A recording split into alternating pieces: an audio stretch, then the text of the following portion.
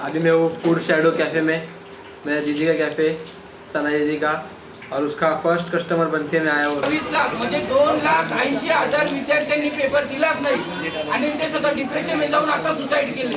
आणि जर मी 2026चा पेपर दिला असता आणि जो लीक झाला असता तर मी हा मेंटल ट्रॉमा अजिबात सहन नसता केला. मी पण आज त्या 22 विद्यार्थ्यांपैकी तिथं माझा दिल्लीमध्ये माझा फोटो असता. ही साधी गोष्ट नाही आहे. इथं कुठल्याही प्रकारचा पक्ष नाही आहे, संस्था संघटना कोणी नाही आहे. ते तुम्ही आम्ही कॉल केलेलं आंदोलन आहे. या आंदोलनाची तुम्ही एक चांगल्या प्रकारची वातावरण निर्मिती केलेली आहे. भविष्यामध्ये सुद्धा आपल्याला आंदोलनामध्ये उतरावं लागेल. आज या ठिकाणी निषेधासाठी तुम्ही आलेला आहात, नेमकी विद्यार्थी म्हणून तुमची काय भूमिका आहे? विद्यार्थी म्हणून माझी ही भूमिका आहे की आज हे guys, good morning, welcome back to my new video. तो गाइस, आज मैं ब्लॉग स्टार्ट कर रहा हूँ सीधा मेरे कॉलेज से। और आप लोग देख सकते हो मेरे लाइफ में पहली बार कॉलेज में 11th 12th और 13th हो गया मेरी फर्स्ट ईयर। अभी सेकेंड ईयर में हूँ मैं। फर्स्ट टाइम मैं सबसे पहले आया हूँ कॉलेज में। देखो कोई नहीं, अभी आके मैं दरवाज़ा खोला, पूरे क्लासरूम में कोई भी नहीं। देखो, और पहले आने का कारण भी ये क्या बाहर बारिश चालू है, इसके लिए फटक से अंदर आके बैठ गया मैं। तो ऐसे पहले नहीं आता मैं कभी। तो गाइस, अभी इधर हम लोग गांव के नीचे खड़ा हूँ। मेरा एक फ्रेंड आ रहा है सक्षम, और अभी हम लोग जा रहे हैं मार्केट में। और सोनम वांगचुक जी है, उनका प्रोटेस्ट, उनके इससे मतलब प्रोटेस्ट रखे आज हमारे इधर करजत में सरकारी दवाखाने की तरफ। तो अभी उधर जा रहे हैं हम लोग। तो गाइस, मेरा फ्रेंड सक्षम आ गया है। तो गाइस, अभी हम लोग आए इधर सेजान के घर पे सेजान को लेने के लिए। इधर रूहान और अमन भी वेट कर रहे हैं, वो लोग भी इधर। तो गाइस, अभी सेजान को भी ले लिए, इधर वो अमन और ये रूहान। अभी हम लोग सब लोग जा रहे हैं उधर, और फ्रेंड्स बाकी आ रहे हैं सब लोग पीछे से। जब तक हम लोग जाते हैं आगे। गाइस देखो, ये साहिल सिंह को हमने अभी जस्ट फ़ोन किए थे और वो लगेज आ भी गया। सबसे फास्ट है लड़का, देखो कैसा खड़ा है। देखो 5 मिनिटात आलं, फक्त 5 मिनिटात। गाइस, अभी हम लोग इधर ब्रिज के नीचे वेट कर रहे हैं क्योंकि बहुत ज़ोर से बारिश चालू हो गई इधर।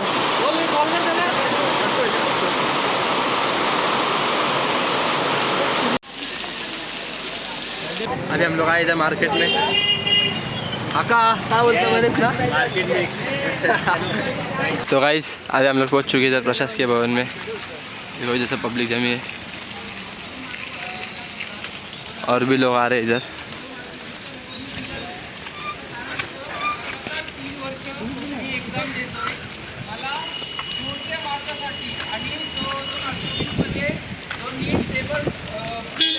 मला मार्क 4.5 आसपास होते.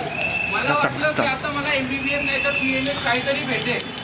पण जेव्हा रिझल्ट आला आणि रिझल्ट आल्यानंतर त्या 2024च्या रिझल्टमध्ये 720 पैकी 720 मार्क हे 68 जणांना होते. म्हणजे विचार करा किती प्रकारचा भ्रष्टाचार आहे हा. 720 पैकी 720 मार्क हे पॉसिबल आहे का? आणि त्या 2024च्या निकालामध्ये 718 आणि 719 असे सुद्धा मार्क होते, जे की मॅथमॅटिकली इम्पॉसिबल आहे. जे जी नीट एक्झाम आहे त्यामध्ये +4 आणि -1 अशा मार्कांचा नेगोशिएशन असतो. पण 718 आणि 719 अशा मार्कांचा रिझन जो NTA नॅशनल टेस्टिंग एजन्सी यांनी दिला आहे की तिथे वेल न मिळाल्या, जे सेंटरवरती वेल नाही मिळाला, त्यामुळं त्या विद्यार्थ्यांना 718 आणि 719 असे मार्क्सचं नेगोशिएशन दिलेलं आहे. म्हणजे कुठपर्यंत बरोबर आहे. आणि त्यानंतर मी स्वतः एक तुम्हाला हे सांगतो, रायगड हॉस्पिटलचे पेपर आहेत. मी स्वतः एक डिप्रेशनचा शिकार आहे. 3 वर्ष झालं या नीट पेपर फुटीमुळं 3 वर्ष मी सध्या डिप्रेशनमध्ये जातो आणि डिप्रेशनचे टॅबलेट कन्झ्युम करतोय. हे नीट पेपर हा फक्त माझा मुद्दा नाही आहे, हा इथे सर्व नागरिक बसलेले सर्वांचा मुद्दा आहे. कारण मी उद्या जाऊन डॉक्टर होणार आणि मी डॉक्टर झाल्यानंतर कोणाच्या छातीत दुखलं तर मी काही त्याला तापाची गोळी देऊ काय? हां, आणि जर कोणाला डेंग्यू झाला मी त्याला रक्तवाताची गोळी देऊ, जेणेकरून तो जो व्यक्ती असेल तो मरून जाईल. ही रिस्पॉन्सिबिलिटी सर्वांची आहे आणि याच्यावरती आवाज सर्वांनी उठायला पाहिजे. संविधानाने अधिकार दिलेला आहे आपल्याला, डेमोक्रेसी आहे. आणि जो सरकार, जे सोनम वांगचुक, जे मोठे सायंटिस्ट आहेत, मी सोशल मीडियावरती भरपूर BJP IT सेलचे रील्स बघतोय. त्यांनी सोनम वांगचुक यांना टेररिस्ट म्हणून घोषित केले. स्वतः धर्मेंद्र प्रधान हे टेररिस्ट म्हणून त्यांना घोषित करतायत की ते टेररिस्ट आहेत आणि टेररिस्टची बी टीम आहे. म्हणजे तुम्ही इतक्या लेवलचे खालच्या पातळीचे गेले. तो एक सायंटिस्ट आहे आणि तुम्ही त्यांना टेररिस्ट म्हणून घोषित करतायत. आणि मी तुम्हाला सर्वांना हीच मागणी आहे की नीट पेपर हा नीट पेपरच नसतो, अजून या मागील पास जर आपण पाहिला गेला तर गेल्या 10 वर्षापासून 150 पर्यंत पेपर फुटी झालेली आहे. आता नुकताच महाराष्ट्रामध्ये टीईटी पेपर फुटला गेलेला आहे. म्हणजे सरकारचं लक्ष यावरती काही अकाउंटेबिलिटी आहे की नाही. धर्मेंद्र प्रधान या पेपर फुटीबद्दल एकही शब्द बोललेला नाही अजून. म्हणजे यांना त्याच्याशी घेणं देणं नाही. 20 विद्यार्थी मेलेले आहेत, त्यांनी सुसाईड केले, त्यांनी त्याच्याशी घेणं त्याबद्दल एकही पोस्ट त्यांनी टाकलं नाही. त्याबद्दल धर्मेंद्र प्रधान यांचा आम्हाला अकाउंटेबिलिटी पाहिजे, त्यांचं रेजिग्नेशन पाहिजे आम्हाला. आणि 2025 मध्ये झाली ती पण मी सांगतो, 2024 मध्ये दिली, 2023 मध्ये सुद्धा दिली, 2025 मध्ये पण दिली. आणि 2025 मध्ये त्यांनी जो पेपर काढला तो पूर्ण 525 इयर्सचा जर पेपर आपण बघितला, तो माझ्या आता हातात आहे. 525 पेपर जर त्याची पडताळणी केली तर तो पेपर फिजिक्सचा पेपर असा होता की लाईव्ह स्ट्रीममध्ये यूट्यूबमध्ये तो टीचरांना सुद्धा सोडवता आला नाही. एक क्वेश्चन असा होता की त्या टीचरला 5-5 मिनिटे लागत होते तो क्वेश्चन सोडवायला. तर आम्ही विद्यार्थी आहोत, आम्हाला फक्त तिथे 3 तासाचा वेळ भेटतो आणि 200 क्वेश्चन होते त्यावेळी. 3 तासाच्या कालावधीमध्ये आम्ही 180 प्रश्न सोडवणार कसे?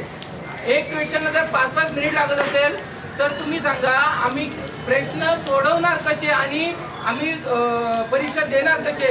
आणि 2026 मध्ये मला माझे पालक बोलले तू नीटचा विषय सोडून दे, कारण 8 महिने मी कामाला जात होतो. का? कारण घरचे बोलले आम्ही तुला पैसे देणार नाही, आता तुझ्या याच्यावरती करतो. मी स्वतः 8 महिने कामाला गेलो आणि त्यानंतर 2027 आता पेपर देईल. धर्मेंद्र प्रधान ते बोलले की 2027 पेपर हा सीबीडी मोडवरती होईल, म्हणजे कम्प्युटर बेस्ड होईल. कम्प्युटर बेस्ड 20 लाख विद्यार्थी 22 लाख विद्यार्थी बसतात. कम्प्युटर बेस्ड पेपर व्हायला तुमच्याकडे एवढी अवेलेबिलिटी आहे का? सर्व गोष्टींची विचार करा. 2026चा जो आता पेपर झाला तिथे पण त्यांनी काय केलं, लीक पेपर झाला. 2026चा पेपर जो लीक झाला पेपर, त्यामध्ये 22,80,000 विद्यार्थी बसलेले, एकूण 22,80,000. आणि रीनीट 2026ला त्यांनी एवढा पेपर हार्ड बनवला, त्यामध्ये फक्त 22 लाख म्हणजे 2,80,000 विद्यार्थ्यांनी पेपर दिलाच नाही आणि ते स्वतः डिप्रेशनमध्ये जाऊन आता सुसाईड केले. आणि जर मी 2026चा पेपर दिला असता आणि जो लीक झाला असता तर मी हा मेंटल ट्रॉमा अजिबात सहन नसता केला. मी पण आज त्या 22 विद्यार्थ्यांपैकी तिथं माझा दिल्लीमध्ये माझा फोटो असता. ही साधी गोष्ट नाही आहे, समजून घ्या. तर आमची अशीच मागणी आहे की आज संविधान आहे, संविधानमध्ये डेमोक्रेसी पाहिजे आणि तुम्ही जो डिक्टेटरशिप चालू आहे तुमची ती बंद करा आणि अकाउंटेबिलिटी ठेवा आणि धर्मेंद्र प्रधान यांचा रेजिग्नेशन द्या. धन्यवाद. मी बीकॉम बिझनेस मॅनेजमेंट करते. नीटचं आणि माझं काहीच घेतलेलं नाही आहे ना. माझ्या घरात पण नीट ॲस्पिरंट आहे. याचा अर्थ हे नाही आहे की तुमच्या घरात काही गोष्ट घडेल त्याच्यानंतर तुम्ही आवाज उठवणार. आणि माझा मेसेज पालकांना आहे, कारण आज खूप विद्यार्थ्यांना पुढे यायचं आहे पण त्यांना सांगतात की तुमचे आवाज दाबून ठेवा. मला त्याच पालकांना आज माझी मराठी खूपच एकदम चांगली नाही आहे. माझं असं निवेदन आहे त्यांना की जर तुम्ही आज तुमच्या पोरांना पाठवत नाही तर तुमच्या पोरांसाठी ती डॉक्टर इंजिनियर बनायची स्वप्न पण पाहू नका तुम्ही. कारण अशा देशात तुम्ही लोन काढून तुमच्या पोरांची फीस भरणार आणि ते नाही असं केल्यानंतर पण तुम्ही तुमच्या पोरांना ती स्वप्न सोडून द्यायला सांगणार आणि नंतर 20,000 नोकरीवरती तुम्ही त्याच पोराला टोमणं मारणार की तू काय करू नाही शकला. त्याच्यानंतर फक्त एक केसेस नाही, आज सोशल मीडियाचा जमाना आहे म्हणून आमच्यासारख्या जनरेशनला हे सगळं माहिती आहे. माझ्या घरात सुद्धा खूप जणांना अजूनपर्यंत हे सगळं माहीत नव्हतं. परवा जेव्हा सोनम वांगचुक सरांना ते घेऊन गेले तर एवढाच त्यांचा रिस्पेक्टफुल वे होता त्यांना घेऊन जायचं हॉस्पिटलला. तर they should have made an approach to the CJP, they should have respected them. कारण की जे डॉक्टर्स होते ते रोज त्यांना चेकअप करत होते, त्यांचे रोज रिपोर्ट देत होते आणि आज हॉस्पिटलला जाऊन त्यांच्या वाईफला सुद्धा ते वाईटच नाही दाखवत होते त्यांचे ओरिजिनल आहे. जर एवढा 1 महिन्याच्या प्रोटेस्ट नंतर हा ॲक्शन जर गव्हर्नमेंट घेत असेल तर त्या गव्हर्नमेंटवर खूप आहे माझ्याकडनं. आणि त्याच्यानंतर सोशल मीडियावर अजून असे अंधभक्त आहेत की CJP त्यांना अंधभक्त बोलतात. माझं असं म्हणणं आहे की ते बोलतात की एवढ्या वर्षापासून तो पेपर वाजता पुढे आलात. तर सर्वात पहिली गोष्ट की तुम्ही कुठं झोपले होते हे करताना, आणि आम्ही सगळे झोपलो होतो, आम्ही सगळे झोपलो होतो. आज अभिजित टिपके आणि सोनम वागचूकरांमुळे आम्ही सगळे जागे झालोय. आणि ते अजूनही बोलतात की तुम्ही एवढे वर्ष काय करत होते, तुम्ही हे सगळं बघून पण अजूनही झोपले आहात, की तुमच्यावरती पण चूक आहे. त्याच्यानंतर अजून लोक बोलत आहेत की फक्त तुम्ही नीटचा विषय आहे तर तुम्ही त्या प्रोटेस्टमध्ये नीटचाच विषय काढा. आम्ही प्रत्येक या देशात ज्या दुसऱ्या गोष्टी होत आहेत, अजून प्रत्येक दुसऱ्या गोष्टींसाठी तुमचं असं म्हणणं असेल की आम्ही मोर्चा काढू, की आम्ही रेपसाठी मोर्चा काढू, की आम्ही जिथे MP मध्ये वीज पटवा ते चालू आहे त्या प्रोटेस्टसाठी मोर्चा काढू. तो 3 वर्ष झाला तो प्रोटेस्ट चालू आहे, पण आज सोशल मीडियामुळे आम्हाला तरी कळत आहे. म्हणून माझं म्हणणं आहे की एवढी अकाउंटेबिलिटी नाही देता येते आपल्या सोसायटीला किंवा आपल्या गव्हर्नमेंटला. तर पहिली गोष्ट आपल्या सोसायटीमध्ये जे लोक समोर येण्यासाठी घाबरत आहेत, आज जेव्हा आपल्याला हिंमत भेटली आहे, आज जेव्हा आपल्याला संविधानाने आपल्याला तो पूर्ण हक्क दिला आहे की आपण आपली आवाज उठवू शकतो आणि कुठल्याच नेत्याला आणि कुठल्याच पोलीस अधिकाऱ्याला हक्क नाही आहे की तो तुम्हाला दाबू शकेल जर तुमची गोष्ट जी आहे ती बरोबर रस्त्यावर जात असेल. म्हणून माझं असं म्हणणं आहे की कोणीच घाबरू नका, सगळ्यांनी पुढे या, तुमचं मत सगळ्यांकडनं ऐकलं जाईल. जर तुम्ही घरात असे बसून राहिले, तुम्ही तुमच्या पोरांना दाबून ठेवलं तर तुमचा पण हक्क नाही, तुम्ही तुमच्या पोरांना आपल्या मुलांना काहीच नाही करू शकत. म्हणजे पण आलं मी त्यावर मी मागच्या वर्षी जेईचा पेपर दिलेला. जेईचा पेपर मी पण एंट्रन्स एक्झाम दिले. मला पण माहिती आहे की कसं किती कष्ट करावे लागतात. वर्षभर मुलं थांबतात. आणि माझे मित्र पण असे आहेत की ज्यांनी 1-2 वर्ष ड्रॉप घेऊन नीटचे पेपर पण दिले. अजून एक माझी मैत्रिणीला 187 मार्क पडलेत नीटमध्ये. नीट दिली ती नीट, पण तिचं काय अजून होऊ शकलं नाही. म्हणून ते आता एक कुठेतरी कामाला जाते. पण आज विषय असं आहे की डेमोक्रेसीचा काय आपल्या देशात जो देश आंदोलनाने घडला, डेमोक्रेसीने घडला आहे, त्या देशात आज डेमोक्रेसीचे काय म्हणजे काय हेच नाही राहिलेलं आहे. तर इन्कलाब जिंदाबाद हे नारे लावून पण जर अँटी नॅशनल बोलत असाल तर त्या देशात आंदोलन करून काही उपयोगच नाही. नीटचे पेपर पण असे झालेत का आज माझा पण एक मित्र आहे, पनवेलचा आहे, त्याची पण हालत आज एवढी बेकार आहे की तो पण फुल डिप्रेशनमध्ये आहे. तर माझं असं एकच म्हणणं आहे की आपल्या पोरांना जे बोलतात की तुम्ही BJPच्या विरोधात जाऊन हे कारस्थानं करतात, तर हे BJPच्या विरोधात जाऊन कारस्थानं करत नाहीत. ज्या पोरांचे खरंच मनं दुखवत आहेत, जे कोण सामान्य व्यक्ती आहेत, जे पैसे भरू नाही शकत आपल्या ॲडमिशनसाठी, MBBSची फी सर्वांनी ती माहिती की किती आहे, त्यांचा विचार करून सर्वांनी आज ते यायला पाहिजे, आंदोलन केलं पाहिजे. बस एवढंच सांगतो. धन्यवाद. जय हिंद, जय महाराष्ट्र. आपलं शिक्षण हा आपला अधिकार आहे आणि ते कुठेतरी जे चाललेलं आहे ते थांबलं पाहिजे.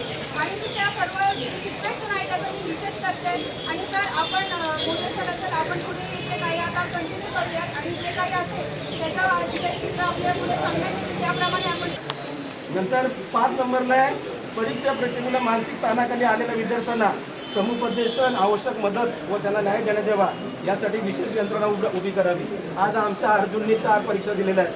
तो डिप्रेशनमध्ये कुठला काउन्सिलिंग सेंटर आहे गव्हर्नमेंटकडं. माझ्याकडे बसल्यानंतर त्या तासभर मी त्याच्याबरोबर बसलेलो, तासभर. म्हटलं अजिबात हारू नको. त्याची हिंमत आहे. एक सर्वसामान्य कुटुंबातला, शेतकरी कुटुंबातला मुलगा आहे. त्याला MBBS करायचं आहे आणि या नीटच्या सर्व पेपर फुटीमध्ये त्याची ही अवस्था झालेली आहे. तर अशा प्रकारे काउन्सिलिंग करण्यासाठी एक व्यवस्था असली पाहिजे. तर आजच्या या मोर्चासाठी आपण व्हेरी शॉर्ट नोट्सवर इथं हजर झालात, उपस्थित झाला. आपण आपली ताकद वाढवली. लक्षात घ्या, इथं कुठल्याही प्रकारचा पक्ष नाही आहे, संस्था संघटना कोणी नाही आहे. ते तुम्ही आम्ही कॉल केलेलं आंदोलन आहे. या आंदोलनाची तुम्ही एक चांगल्या प्रकारची पातळीवर निर्मिती केलेली आहे. भविष्यामध्ये सुद्धा आपल्याला आंदोलनामध्ये उतरावं लागेल. अनेक लोक असे आहेत त्यांना देणं घेणं नाही आहे. ते राजकारण, धर्म आणि जातीमध्ये अडकलेले आहेत. आपल्याला त्याच्या बाहेर आणायची जबाबदारी तुमची, आमची आहे. तर या निमित्ताने मी सर्व पत्रकार बांधव असतील, सर्व नागरिक असतील यांचा धन्यवाद मानतो. तर कर्जत पोलीस स्टेशनचे जे कर्मचारी आणि अधिकारी आहेत त्यांना सुद्धा आम्ही धन्यवाद देतो आहे. तर त्यांनी खूप चांगल्या प्रकारचं सहकार्य केलेलं आहे आजच्या या कार्यक्रमासाठी. अशा सर्व घटकांचा आम्ही आभार मानतो. आणि आजचं आंदोलन आपण आता निवेदन घेऊया तहसीलदार साहेबांना. आणि हे जे पत्र आहे हे पत्र आपण राष्ट्रपतीला देतोय, लक्षात घ्या. आणि तहसीलदारांच्या मार्फत आपण राष्ट्रपतीला पाठवतोय. राष्ट्रपतीला अधिकार आहे, परंतु दुर्दैवाने राष्ट्रपतींची पण मानसिकता काय तुम्हाला माहिती आहे. तरीसुद्धा आपण अपेक्षा करूया, कारण तुम्ही आम्ही संविधान मानतोय. कारण राष्ट्रपती हा सेक्युलर मताचा असला पाहिजे, कुठल्याही प्रकारचा निपक्षतेची भूमिका नसली पाहिजे. देशभरामधून अशा अनेक प्रकारचे निवेदन केलेत. त्याच पद्धतीने आपण आपल्या कर्जतच्या वतीने हे निवेदन आपण राष्ट्रपतींना देतो. तर शांततेने आतापर्यंत ज्या पद्धतीने गेलेलं आहे, तर शेवटच्या ज्या आपण घोषणा आहेत त्या घोषणा देऊया आणि आपण वचन भारत माता की भारत माता की वंदे वंदे we support we support Dharmendra Pradhan यांनी राजीनामा दिलाच पाहिजे. कारण आमच्या हक्काचा, कारण आमच्या हक्काचा, कारण आमच्या हक्काचा, छत्रपती शिवाजी महाराजांचा, डॉक्टर बाबासाहेब आंबेडकरांचा, डॉक्टर बाबासाहेब आंबेडकरांचा. जय भारत, जय भारत, जय भारत, जय भारत, जय संविधान, जय संविधान.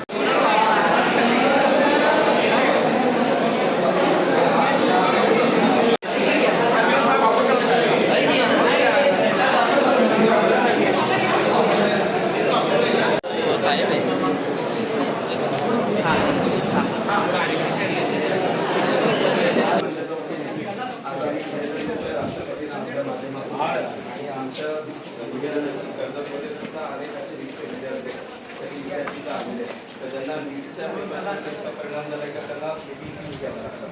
आणि कर्जतमधला जर आपण पहिला आदिवासी तालुका आहे, अनेक शेतकऱ्यांची मुलं कुठेतरी आता प्रयत्न करतात का हजारो वर्षानंतर कुठे त्यांच्या कुटुंबात अशा प्रकारच्या परीक्षा झाल्यानंतर जर त्यांचे मार्क्स करून मागे झाल्यानंतर आयुष्यात लावून या आली पाहिजे. कारण मुलांना जर त्याचा प्रकारचं आयुष्य उद्ध्वस्त होतं ते जबाबदारी घेतली आहे. म्हणून आम्ही एक 7-8 माध्यमांचे निवेदन आज देतो आणि आमच्या जिल्ह्याने दक्षिण तात्काळ आपण विनंती करतो.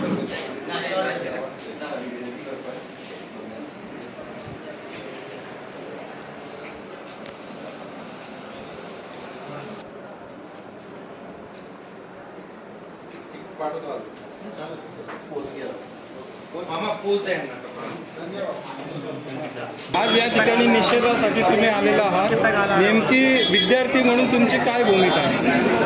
विद्यार्थी म्हणून माझी ही भूमिका आहे की आज मला सुद्धा माझ्या घरातनं नव्हते सोडत. मी माझ्या वडिलांना खोटं सांगून आलेली आहे. खरं तर जे पालक त्यांच्या पोरांकडनं एक्सपेक्ट करतात की तुम्ही डॉक्टर इंजिनियर व्हावं, त्यांनी आवाज उचलतील. आणि दुसरी गोष्ट म्हणजे जर तुम्ही तुमच्या पोराचं भविष्य चांगलं करणार असतील आणि जे लोक भविष्यासाठी लढत आहेत जर तुम्ही त्यांना सपोर्ट करणार नाही तर सर्वात मोठी चुकी म्हणजे ही समाजाची आहे. त्याच्यानंतर खूप जण सोशल मीडियावर असं बोलतात की एवढे वर्ष झाले की तुम्ही झोपलेले होते का, की एवढे वर्ष झाले जे पेपर लीक होत आहेत त्यासाठी, आणि आज सोनम वांगचूक सर का बोलत आहे एवढे वर्ष ते झोपलेले आहेत का? आपण सगळे झोपलेलो होतो, पण आज जे सगळं आपल्या डोळ्यासमोर होत आहे, जर आपले डोळे उघडले आहेत आणि अजूनही जे लोक हे बोलत आहेत ते अजूनही त्यांचे डोळे उघडले नाही आहेत, तर मग तुम्ही जर सपोर्ट नाही करता, तुमचा हा पण हक्क नाही म्हणत की तुम्ही त्यांना निषेध कराल किंवा तुम्ही त्यांना चुकीचं बोलाल की ते काहीतरी असं करतात किंवा ते अटेन्शन सीक करतायत. आणि या सोशल मीडियाच्या जमान्यामध्ये फक्त आमच्यासारख्या जनरेशनला ॲक्च्युअल सिच्युएशन काय चालू आहे दिल्लीला जंतर मंतरला ते फक्त आम्हाला माहिती होती. जेव्हा सोनम वांगचूक सरांना ते घेऊन गेले परवा दिवशी, त्याच्यानंतरच फक्त रिपोर्टर्सनी मोठ्या न्यूज चॅनल्सवरती जे विकलेले आहेत इन शॉर्ट माझ्या भाषेत, तेव्हा त्यांनी दाखवलं त्यांच्या TRPसाठी की गव्हर्नमेंटवाल्यांनी त्यांना हॉस्पिटलमध्ये घेऊन गेले आहेत. जर एवढाच तुमचा रिस्पेक्टफुल वे असेल एखाद्या प्रचारावर बसलेला किंवा एखादा जो काय म्हणतात त्याला प्रोटेस्टवर बसलेला माणसाला तुम्ही हॉस्पिटलला घेऊन जाणार आहे, तुम्ही त्याचे वाईटल्स पण दाखवत नाहीत त्यांच्या वाईफला, तर आम्हाला क्लिअरपणे कळतं आहे की तुम्हाला जो 20 जुलैला जो मार्च होणार होता संसदकडे तो तुम्हाला कसा तरी थांबवायचा होता. आणि मग अशी एका काकांनी सांगितलं की आता तिथे लाठीचार्ज झालेला आहे. तर मग माझं असं म्हणणं आहे की पोलीस जे लोक शपथ घेतात की तुम्ही पब्लिक सर्वंट आहात आणि तुम्ही पब्लिकलाच मारायला जातात, तर माझं असं म्हणणं आहे की केवल मोमबत्तियां जलाने से इस देश का कानून अंधेरे से बाहर आएगा. कुर्सियों पर बैठे उन छोटी नीच सोच वालों से ये देश का युवा क्या ही सीख पाएगा. विद्यार्थी म्हणून अजूनही तुमची सरकारकडून अपेक्षा आहे की धर्मेंद्र प्रधान राजीनामा देतील? सरकारकडनं अपेक्षा ठेवणं कसं पण माझं असं म्हणणं आहे की नुसतं जागे होत नाही, आपण सगळ्यांनी हे करावं. माझं असं म्हणणं आहे की आज कर्जतमध्ये किती लोक राहतात तरी इथं खूप थोडी जण आलेली आहेत. जर एवढंच एज्युकेशनवाल्यांनी जर हे खूप मनावर घेतलं तर आज सगळ्या शाळा बंद करायला पाहिजे होत्या आणि सगळ्या स्टुडंटनी शिक्षकांनी रस्त्यावर येऊन ते आंदोलन जिथे तुम्ही दिल्लीला नाही जाऊ शकले, तुम्ही जिथं राहतात तिथं तरी ते सहकार्य करायला पाहिजे. कारण जेव्हा यांच्यावरती प्रेशर येईल ना तेव्हा त्यांच्या कुर्सीखालची आग जेव्हा जळेल ना तेव्हा ते उठतील, असं उठणार नाहीत ते लोक. तो गाइस अभी हम लोग जा रहे हैं आते घर पे और देखो इधर स्पीच में सक्षम ने और ऋषिका ने दोनों ने ही दिए थे हमारे में से.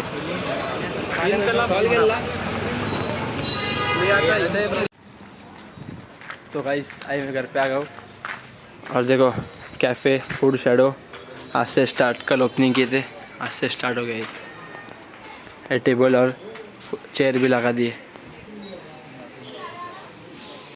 तो गाइस अभी मैं वो फूड शैडो कैफ़े में, मेरा दीदी का कैफ़े, सना दीदी का, और उसका फर्स्ट कस्टमर बन के मैं आया हूँ अभी.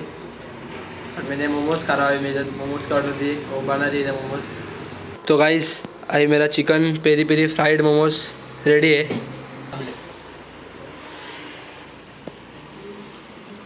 गाइस अभी मैं ट्राई कर रहा हूँ इधर का chicken peri peri fried momos. मस्त है गाइस, देखो इसको चिकन देखो कितने मस्त है और पूरा क्रंची है, मस्त है. मोमोज भी अच्छे है, चटनी भी अच्छी है, सब अच्छा है. देखो पूरा क्रंची है, बेस्ट है. और गाइस आप लोग भी आके इधर ट्राई कर सकते हो. चलो मैं पहले खा के लेता हूँ. तो गाइस आई मैं और आयान आज हम दोनों जा रहे हैं ऑफिस फिर से कैफ़े में खाने के लिए. और अभी बारिश चालू है बहुत जोर की और अभी कैसे बंद होने का भी टाइम हो गया, 9 बजे. अभी सुबह भी गया था मैं और अभी शाम में वापस जा रहा हूँ. तो गाइस अभी मैंने और आयन ने चिकन पॉपकॉर्न की तरह ऑर्डर दिए थे. हमारा चिकन पॉपकॉर्न आ गया है. तो गाइस अभी हम लोगों ने इधर ऑर्डर दिए थे chicken peri peri fried momos और वो भी आ गए. और अभी एक और बर्गर की भी ऑर्डर दिए, बर्गर भी रेडी हो रहा है. तो गाइस हम लोगों का इधर बर्गर भी आ गए, 2 पीस में मंगाए, एक आयन को एक मेरे को आधा आधा. वो चिकन वाला बर्गर है. तो गाइस चलिए इस ब्लॉग को मैं यहीं पर एंड करता हूँ. आई होप आप सभी को ये वीडियो पसंद आएगी. ये वीडियो पसंद आए तो वीडियो को लाइक कर देना, चैनल पे नहीं और सब्सक्राइब करना. मिलते हैं नेक्स्ट वीडियो में. Thank you so much for watching. Bye.